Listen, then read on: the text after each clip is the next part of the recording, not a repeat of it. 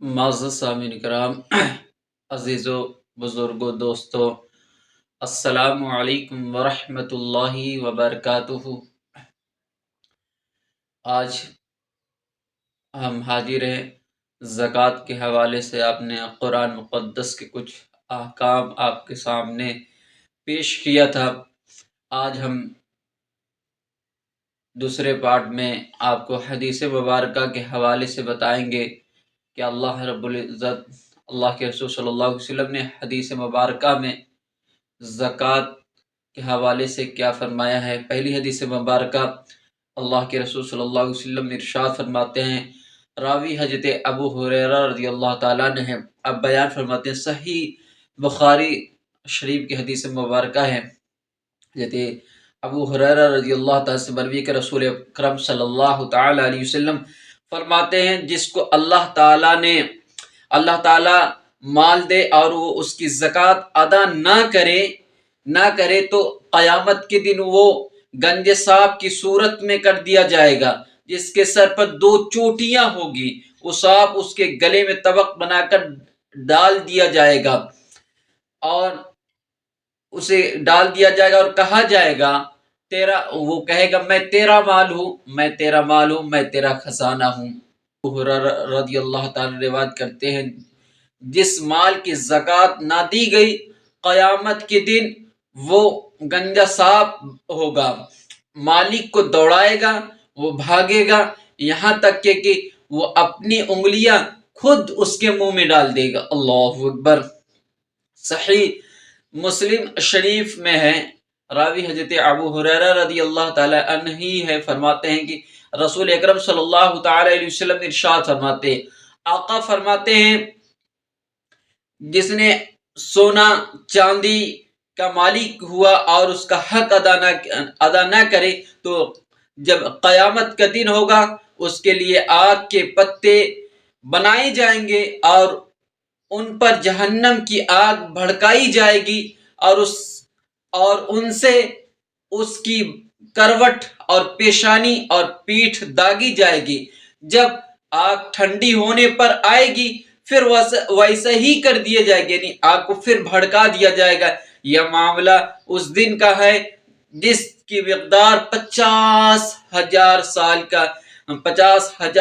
کا ہے۔ یہاں تک بندوں کے درمیان فیصلہ ہو جائے گا، وہ اپنی راہیں دیکھے گا، خواہ جنت کی طرف جائیں یا جہنم کی طرف۔ پھر اسی بارے میں اونٹ کی زکوٰۃ نہیں ادا کرتے، ان کے قیامت کے دن ہمارے میدان میں لٹا دیے جائیں گے اور ان پر اونٹ سب کے سب فریبتہ، یعنی نہایت موٹے چوڑے آئیں گے اور انہیں اپنے دانتوں سے منہ سے کاٹیں گے۔ جب ان کی پھر جماعت چلی جائے گی تو گائے اور بکری والوں کے بارے میں آیا ہے کہ پھر انہیں ہمارے میدان میں لٹایا جائے گا، وہ سب کے سب آئیں گے، جو بکری گائے رہیں گی وہ سب کے سب وہ بھی موٹے تازے ہوں گے اور سینگ والے ہوں گے، وہ اپنے سینگ سے ماریں گے، پھر اپنے کھروں سے اسے روندیں گے۔ اور جو صاف کے حوالے سے بتایا گیا، گنجا صاف، اس کے بارے میں آتا ہے کہ جب صاف 1000 سال کا ہو جاتا ہے، 1000 سال کا ہوتا ہے تو اس کے سر پر بال نکلتے ہیں، 1000 سال کا ہوتا ہے بال نکلتے ہیں، اور جب وہ 2000 سال کا ہوتا ہے تو وہ بال گر جاتے ہیں۔ یہی معنی ہے گنجے سانپ کا، یعنی اتنا پرانا سانپ اسے جو ہے ڈسے گا۔ صحیح بخاری اور مسلم شریف میں ہے، راوی حضرت ابو ہریرہ رضی اللہ تعالیٰ عنہ ہی ہے۔ آپ بیان فرماتے ہیں کہ رسول پاک صلی اللہ علیہ وسلم کے بعد جب صدیق اکبر رضی اللہ تعالیٰ عنہ خلیفہ ہوئے، اس وقت عرب میں کچھ لوگ کافر ہو گئے کہ زکوٰۃ کی فرضیت سے انکار کر بیٹھے۔ صدیق اکبر نے ان پر جہاد کا حکم دیا۔ امین المومنین حضرت عمر فاروق اعظم رضی اللہ تعالیٰ نے کہا، ان سے انہیں آپ کیوں قتل کرتے ہیں؟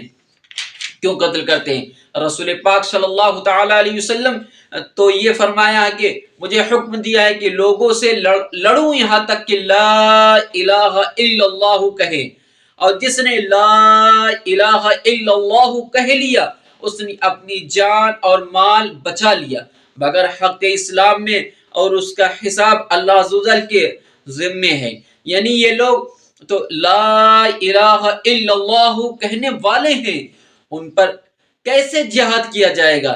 صدیق اکبر رضی اللہ تعالی نے فرمایا خدا کی قسم میں اس سے جہاد کروں گا جو نماز و زکوٰۃ میں فرق کرے، یعنی نماز کو تو فرض مانے اور زکوٰۃ کے فرضیت سے انکار کرے۔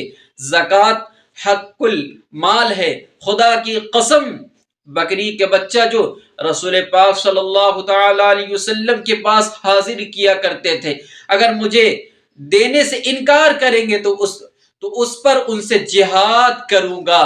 فاروق اعظم رضی اللہ تعالیٰ بیان فرماتے ہیں کہ واللہ میں نے دیکھا کہ اللہ تعالیٰ نے صدیق کا سینہ کھول دیا ہے، اور اس وقت میں نے بھی پہچان لیا کہ وہی حق پر ہیں۔ اللہ اللہ سبحان اللہ۔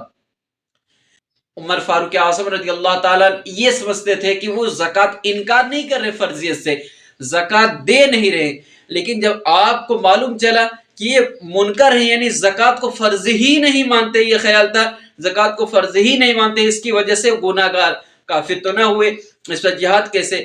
جب معلوم ہوا کہ یہ جو ہے فرضیت سے انکار کر دیں تو حضرت عمر فاروق اعظم رضی اللہ تعالی نے کہا کہ واللہ صدیق نے صحیح کیا، اور صدیق نے جو ہے ہم نے پہچان لیا کہ اللہ نے صدیق کے سینے کو کھول دیا، اس وقت کہا کہ صدیق سچ ہے۔ سبحان اللہ۔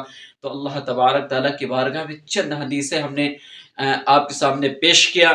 میں دعا کرتا ہوں اللہ رب العزت کی بارگاہ میں نے جو کچھ بولا اس پہ ہمیں عمل کرنے کی توفیق رفیق عطا فرما، اور تمام مال کے نصاب مسلمانوں کو اس پر عمل کرنے کا اللہ تبارک تعالیٰ توفیق رفیق عطا فرمائے۔ اللہ کی بارگاہ میں توبہ کرتا ہوں، استغفر اللہ ربی من کل ذنب واتوب الیہ، استغفر اللہ ربی من کل ذنب واتوب الیہ، استغفر اللہ ربی من کل ذنب واتوب